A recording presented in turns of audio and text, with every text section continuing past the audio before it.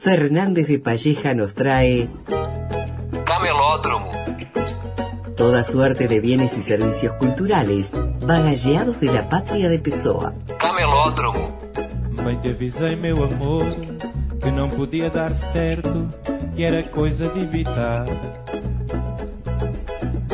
Como eu devias supor que com gente ali tão perto alguém fosse reparar. Mas não, fizeste beicinho e como numa promessa ficaste nua para mim. Pedaço de mau caminho, onde é que eu tinha a cabeça quando te disse que sim? Embora tenha jurado discreta permanecer, já que não estávamos sós. Ouvindo na sala ao lado teus gemidos de prazer, vieram saber de nós. Nem dei pelo que aconteceu, mas mais veloz e mais esperta, só te viram de raspão. A vergonha passei eu, diante da porta aberta, estava de calças na mão.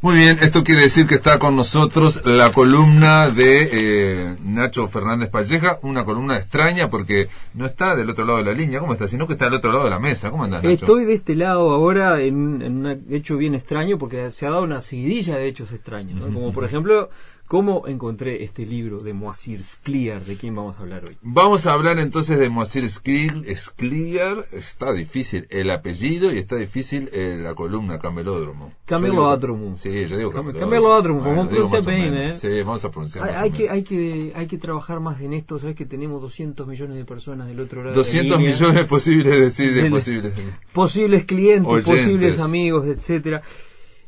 Nos pasa, yo lo he pensado, es que algunos que vivimos más cerca de la línea, de pronto tenemos como más intimidad con la lengua portuguesa, obvio, ya sea por la recepción de la música, de los canales de televisión, o bueno, el mero hecho de cruzar a comprar cosas del otro lado de la frontera, sea en El Chuy, en Yaguarón, en Rivera, en Artigas. La gente que está de ese lado tiene determinados consumos culturales, claro, que generalmente no, o en muchos casos no llegan a Montevideo, ¿no? Y aparte también están, digamos, las radios y la televisión, ¿no? La invasión esa, claro, la televisión, o sea, a mí me decís una empresa de cable que no tenga la Globo, no es una empresa de cable, no contrato, o sea que no me gasto, digo. La Globo, no sé, otros canales brasileños, porque tenemos esa necesidad de escuchar y de leer en esa lengua. De alguna manera eso pasa, las lenguas pasan por encima de la frontera, igual que los pájaros. Exacto. Sí, le ponemos un poquito de poesía. Y bueno, yo tuve un encuentro en algún momento, en este caso es curioso, yo no sabía de qué iba a hablar en la columna, y fui a un cafecito en el centro de Maldonado, por la calle Román Guerra, que se llama Cafecito, y vi que había libros como decoración. Buen nombre del cafecito, ¿eh? Cafecito del cafecito, ¿no? Como que hacemos cafecito. Sí.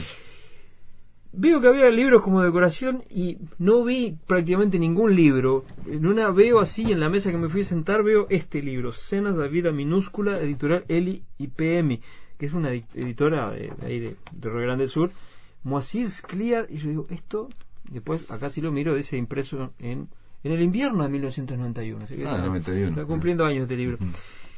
Veo Moacir Scliar, y me pasa que cuando uno ve un libro brasilero y en portugués en Uruguay es como todo un hallazgo.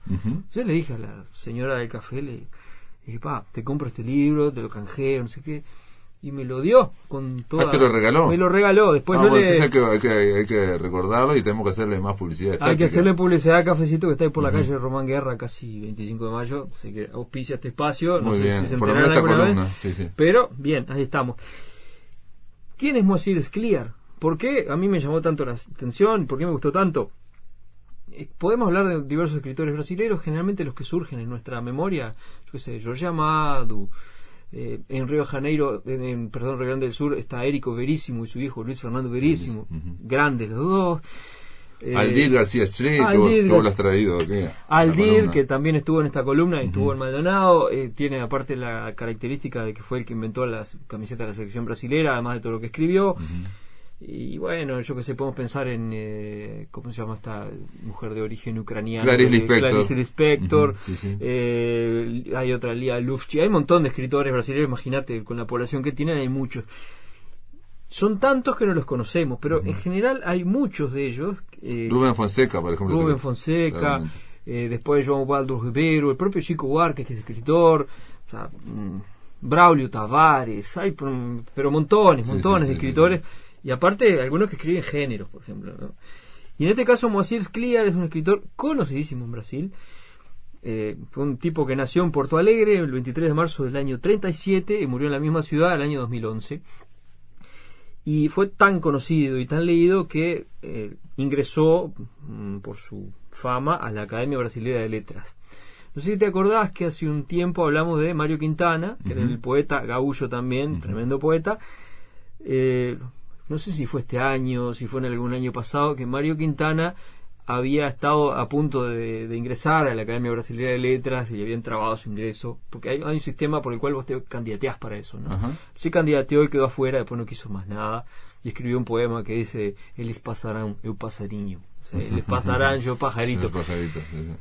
Y aparentemente eso generó una especie de cicatriz que hizo que en determinado momento se necesitara que hubiera un gaúcho ahí adentro. Ya había entrado otro, Carlos Nellar, pero el tema de Moacir Scliar es que él no tenía interés en ingresar a la Academia Brasileña de Letras, pero parece que se llegaron a juntar firmas. Dice que en el Parque Farroupilha, que es el parque como central ahí de Porto Alegre, tienen un puestito como acá en los referéndum, juntando firmas para solicitar que accediera Moacir Scliar a la Academia Brasileña de Letras, con lo cual estamos hablando de un autor con mucha popularidad, una popularidad que está dada por supuesto por la calidad y la diversión que hay en su escritura.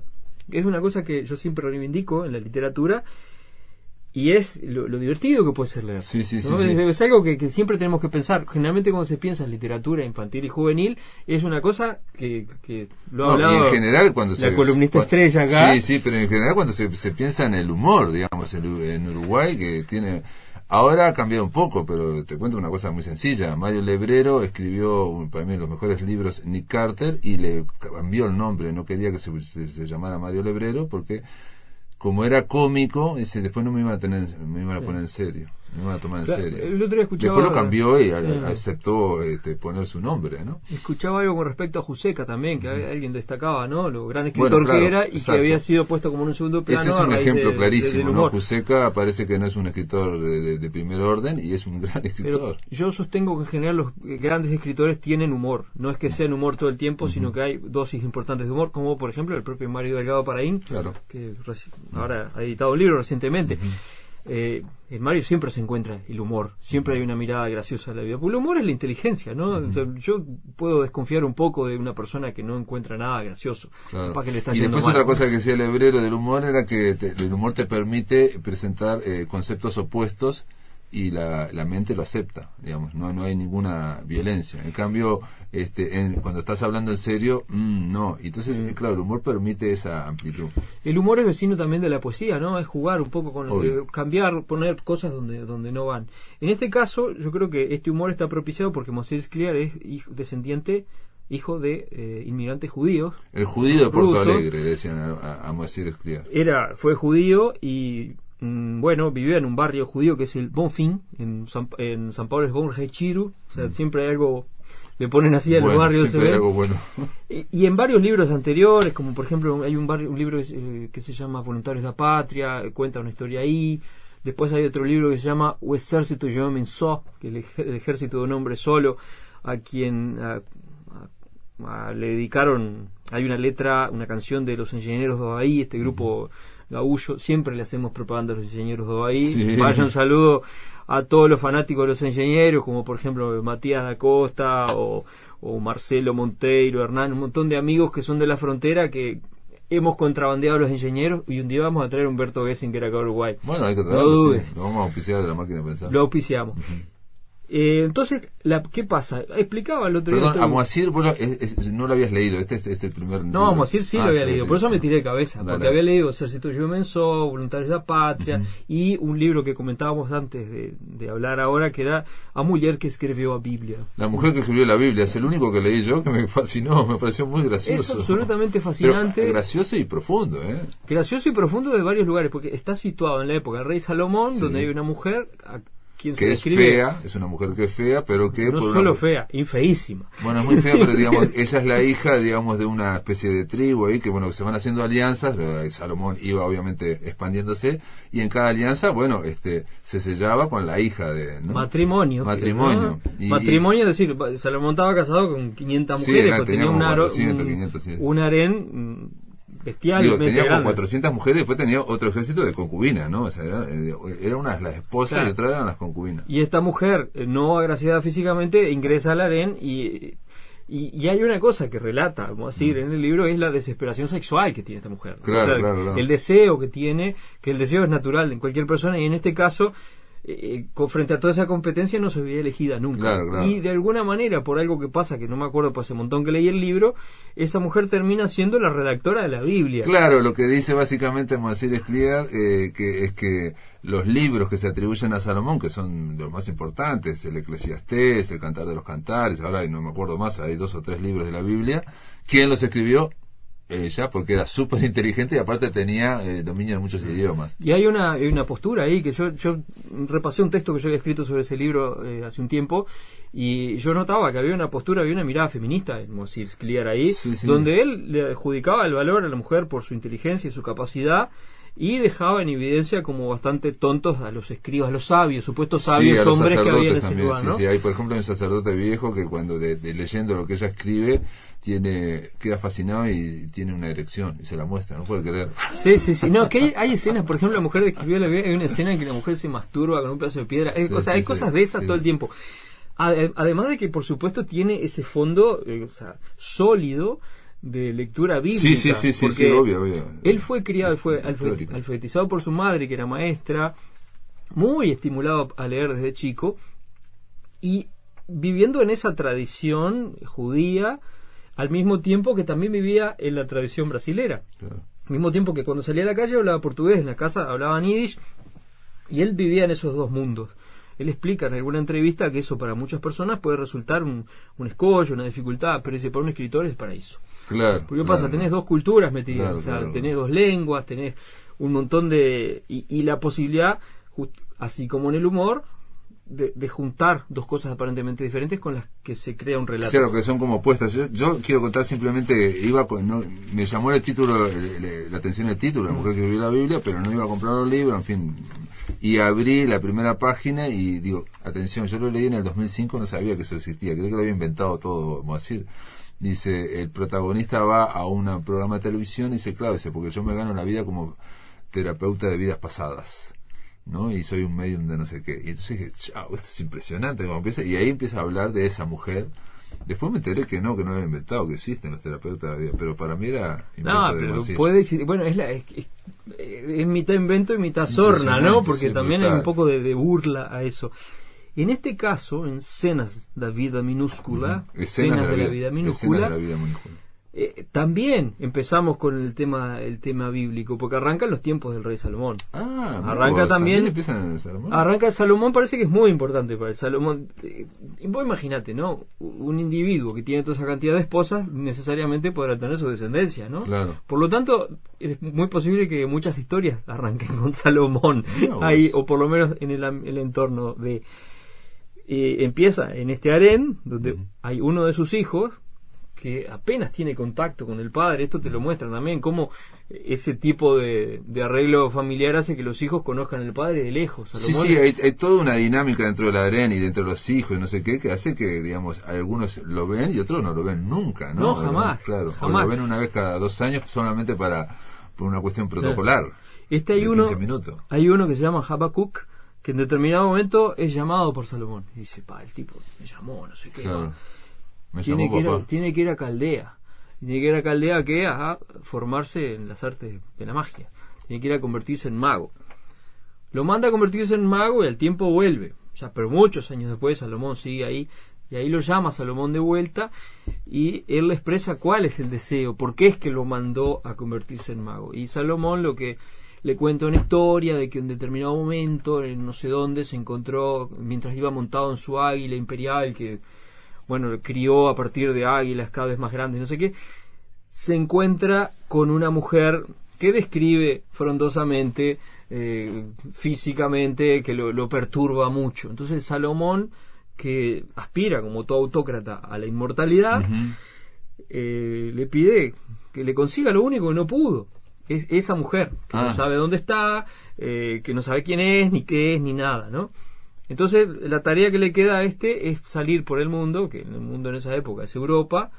De hecho empieza como una especie de viaje que puede de alguna manera recordar a la diáspora judía, por Europa, buscándola, y no la encuentra, y ahí empieza a avanzar en los descendientes, y los descendientes van siendo magos y cometen, bueno, diversas clases de fechorías, se ganan la vida como pueden, hasta que hay otro Habacuc, otro descendiente que se llama así, que le suma, que de alguna manera es que él va a ser un nudo en el relato, porque va a trasladarse.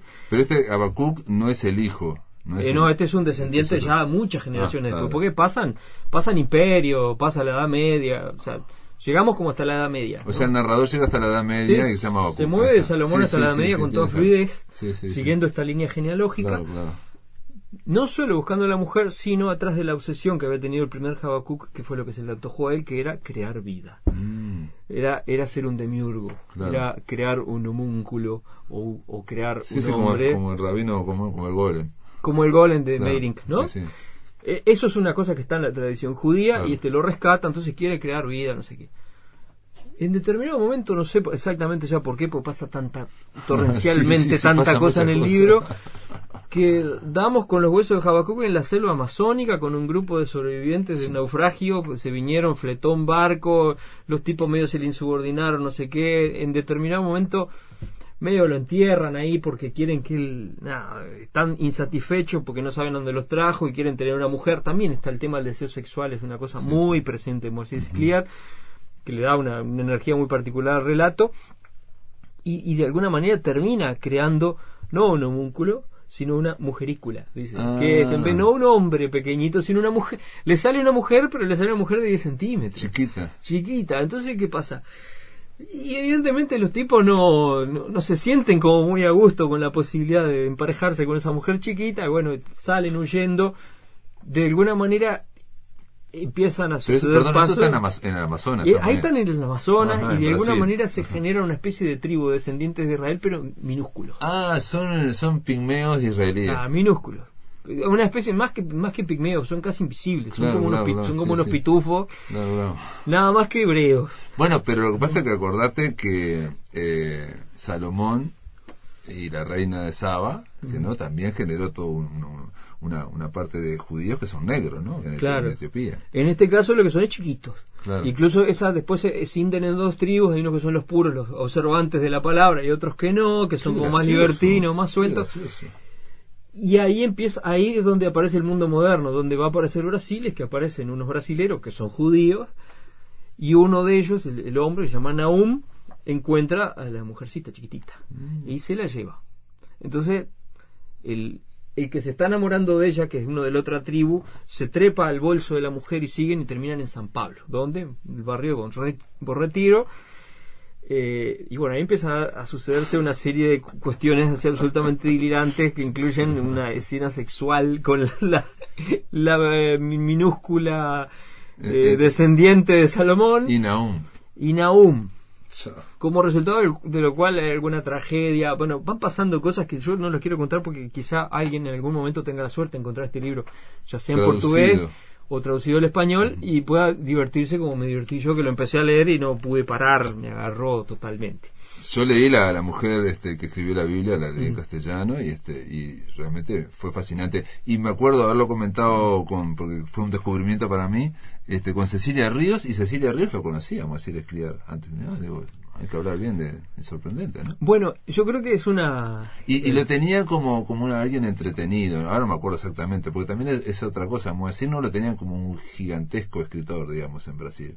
Lo tenían como un bestseller. ¿Qué es lo que pasa? ¿Qué es lo que Alguien pasa? que vendía mucho. Ahí está, que es muy divertido. Ujú. ¿Qué es lo que pasa? Porque si vos mirás, por ejemplo, algunos escritores gaullos, ¿no? Por decir gaullos solamente, Luis Fernando Veríssimo. Sí. Luis Fernando Veríssimo es un escritor que escribe crónicas, por ejemplo, escribe textos cortos muy divertidos. Y Trabajar a Rúa también, ¿no? Tabajara Jugas no, Tabajara escribe como más novela histórica. Pero es también es gaullo, gaullo. Hincha de Colorado. Moacir es hincha del Cruzeiro de Porto Alegre, igual que Aldir. El padre de Luis Fernando, Érico Veríssimo, era un escritor más bien costumbrista, pero tremendo escritor. Y en general la academia o los que dictan el canon suelen valorar más esa cierta seriedad. No está exenta de humor y diversión, ¿eh? No vayas a creer que es un tipo solemne. Pero este es como más manifiestamente divertido, y lo que tiene es esa temática judía que podría colocarlo como algo más o menos caricaturesco. Moacir, estamos hablando de Moacir ahora. De Moacir. Igual yo creo que Moacir lo que tiene es que crea un género que es de él. Es un género de una literatura híbrida entre literatura judía y literatura brasilera. Tropicaliza los temas hebreos y me parece que lo hace muy bien. O sea que si alguien en alguna feria de libros como usados, yo lo vi en una feria lo compré no sé si lo compré en Melo o lo compré en Maldonado. Moacir Scliar, y me fascinó, no tenía ni idea, me fascinó simplemente el título. O si no, si en algún momento alguien viaja a Brasil, pueden ir a unos lugares que se llaman sebos, que son las librerías de libros usados, que son librerías específicas para libros usados. No se mezclan los nuevos y los usados. Recomiendo que vayan a un cebo y se lo pueden encontrar por pocos reales de estos autores de estas ediciones que han ido quedando, y por poca plata, y realmente yo creo que lo van a disfrutar. Muy bien, ese es el consejo del camelódromo, del bagallero aquí de los libros, que se llama Fernando Fernández de Palleja. Gracias por estar en La Máquina de Pensar. Gracias siempre.